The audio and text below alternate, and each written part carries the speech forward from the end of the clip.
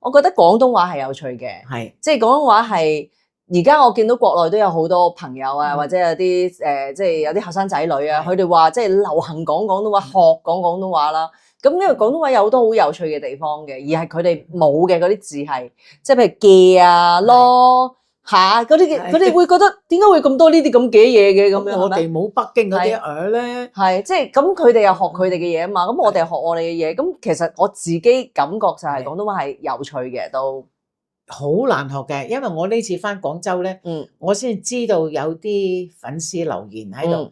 估唔到，怪得知啦，原來你係西關人，怪得知我哋聽到你啲廣東話咁正確啦，咁佢好支持我哋講廣東話嘅，因為曾經一度話好多國內嘅人，要唔俾講廣東話，即係話廣東話唔成為我哋主要語言啊嘛，咁我覺得點解唔俾我哋講語言咧？其實我覺得中國最成功就通咗我哋嘅語言，就係普通話。以前我哋幾十個省啊嘛，我哋讀書嘅時候坐埋一班，大家唔知講乜嘢，即係好多係外省，因為佢下放落嚟嘅，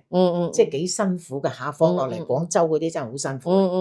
亦都有啲錫蘭嗰啲翻嚟啊。我第一次接觸有一個係棉蘭嘅學生，啲移民翻嚟，接觸咗有一個係錫蘭翻嚟嘅，佢哋只不過佢真係識講國語，咁我哋咧用國語就可以溝通啦。